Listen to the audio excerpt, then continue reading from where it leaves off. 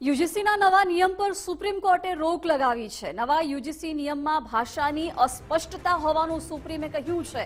2012 વાળો યુજીસીનો નિયમ લાગુ રહેશે તેવું સુપ્રીમે જણાવ્યું। કહ્યું કે નવા નિયમમાં ભાષા સંશોધનની જરૂર છે। 19 માર્ચે સુપ્રીમ કોર્ટમાં આ મામલે વધુ સુનાવણી હાથ ધરાશે।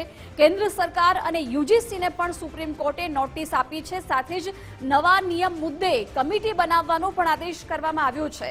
અરજીની સુનાવણી દરમિયાન સુપ્રીમ કોર્ટે ટિપ્પણી કરતા કહ્યું કે શું આપણે ઉલટી દિશામાં જઈ રહ્યા છીએ? જાતિ વિહીન સમાજની તરફ વધવું જોઈએ, જેને સુરક્ષા જોઈએ એમના માટે વ્યવસ્થા થાય। શિક્ષણ સંસ્થાનોમાં એકતા દેખાવી જોઈએ। નવા નિયમના વિરોધમાં સુપ્રીમમાં અરજી થઈ હતી। વિગતો સાથે ન્યૂઝરૂમથી સહયોગી વિજય દેસાઈ જોડાઈ ગયા છે। વિજય, હવે સુપ્રીમે કહ્યું છે કે નવા નિયમમાં ભાષા સંશોધનની જરૂર છે। કેન્દ્ર સરકાર અને યુજીસીને નોટિસ આપતા કમિટી નીમવાની પણ વાત કરી છે।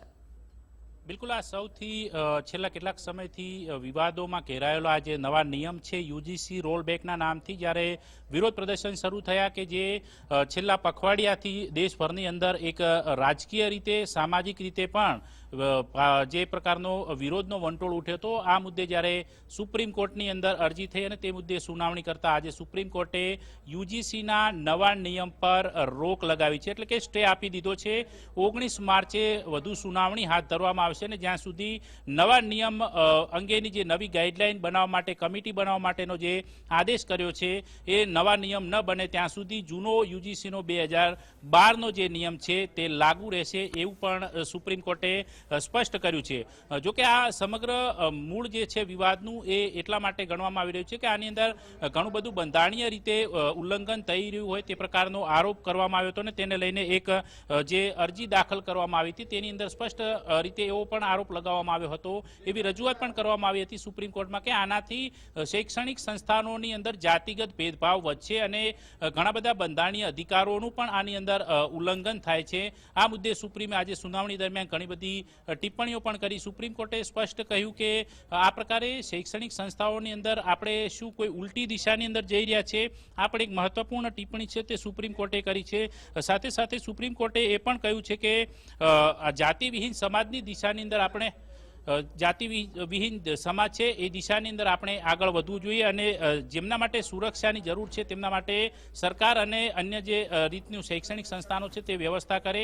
આ તમામ મુદ્દાઓને સાંકળીને આજે સુનાવણી દરમિયાન તમામ બાબતો સામે આવી હતી, જેની અંદર જે જસ્ટિસ છે તેમને અનેકવિધ ટિપ્પણીઓ કરી હતી અને હાલ પૂરતો સ્ટે આપ્યો છે। આપણી સાથે દિલ્હીથી દેવનાથ પણ જોડાઈ ગયા છે। देवनाथ, सुप्रीम कोर्ट में अभी जो सुनवाई हुई यूजीसी के नए नियम को लेकर उन पे सुप्रीम कोर्ट ने अभी स्टे लगा दिया है, लेकिन सुनवाई के दौरान ऐसी क्या बातें आई सामने के जो सुप्रीम कोर्ट ने टिप्पणियां की हो या फिर जो अर्जदार थे उन्होंने जो भी रजूआत की थी? बिल्कुल, देखिए साफ तौर से इस मामले को लेकर देखिए लगातार बवाल देखने को मिल रहा था। देश के अलग अलग हिस्सों से इसके खिलाफ विरोध के स्वर बुलंद हो रहे थे और सबसे बड़ी बात है कि केंद्र सरकार के खिलाफ वो पक्ष भी इसका विरोध कर रहा था जो पक्ष केंद्र सरकार के साथ या फिर कहें कि भारतीय जनता पार्टी के साथ जमीन The Honorable Supreme Court in exercise of powers under Article 142 has directed that UGC Regulations 2012 will be in operation till further orders and the matter has been posted for hearing on 19th of March. Thank you so much. Sir.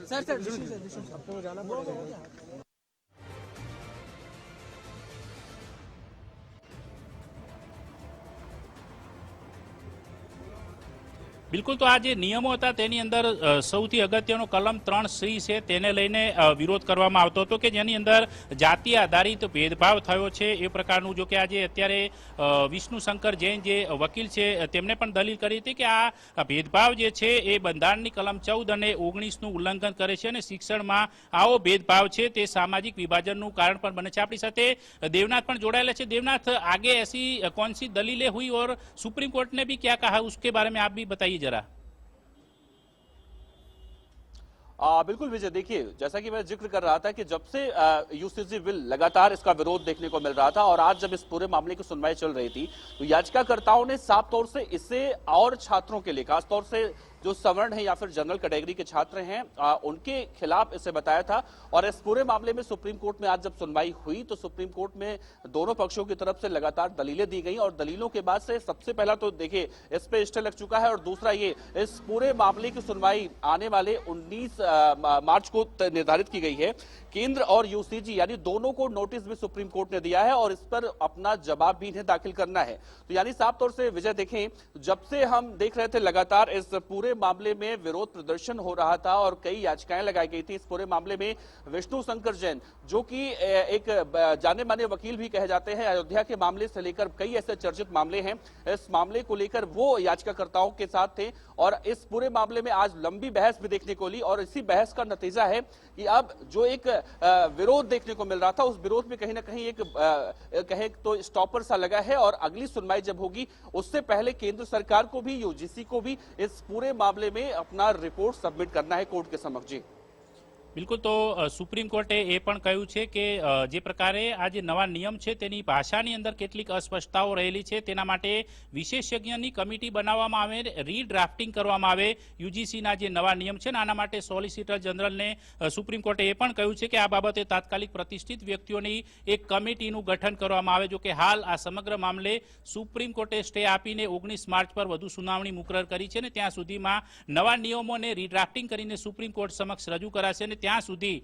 2012ના જે યુજીસીના નિયમ છે એ નિયમ જ લાગુ રહેશે। જે પ્રમાણેનો વિરોધ થયો હતો એ વિરોધ પર આ અરજી પર સુનાવણી દરમિયાન આ સમગ્ર મામલો સામે આવ્યો છે। સમગ્ર બાબતો પર સુપ્રીમ કોર્ટે ધ્યાન પણ દોર્યું છે અને સાથે સાથે સુપ્રીમ કોર્ટે એક મહત્વપૂર્ણ ટિપ્પણી એ પણ કરી છે કે સમાજમાં કોઈ પણ ભેદભાવ વગર વિકાસ કરી શકે તમામ લોકો એ બાબત પર સરકારે ધ્યાન આપવું જોઈએ। રાજ્ય સરકારો દરેક સ્થળ ઉપર સંસ્થાનો પર ભેદભાવને નિવારવા માટે અલગ અલગ કાયદાઓ બનાવતી હોય છે, પરંતુ આજે યુજીસીનો તમામ શૈક્ષણિક સંસ્થાઓ માટેનો કાયદો હતો એટલા માટે હવે યુજીસી આ મામલે રીડ્રાફ્ટિંગ કરીને સુપ્રીમ કોર્ટમાં જે વિશેષ કમિટીના મારફતે એ રીડ્રાફ્ટિંગનો જે રજૂઆત કરશે ને ત્યારબાદ 19 માર્ચે વધુ સુનાવણી બાદ આગળની કાર્યવાહી છે તે હાથ ધરવામાં આવશે। જી બિલકુલ વિજય, આભાર જાણકારી માટે। દેવનાથ આપનો પણ આભાર। તો સુપ્રીમે સ્પષ્ટ કર્યું છે કે કમિટી બનાવવામાં આવે, 2012 વાળો યુજીસીનો નવો નિયમ લાગુ રહેશે જ્યાં સુધી આગામી સુનાવણી નથી થતી, એટલે કે 19 માર્ચે સુપ્રીમ કોર્ટમાં વધુ સુનાવણી હાથ ધરાશે। ત્યાં સુધી 2012 વાળો યુજીસીનો નિયમ જ લાગુ રહેશે। UGC regulations 2012 will be in operation till further orders and the matter has been posted for hearing on 19th of March. Thank you so much, sir. Sir,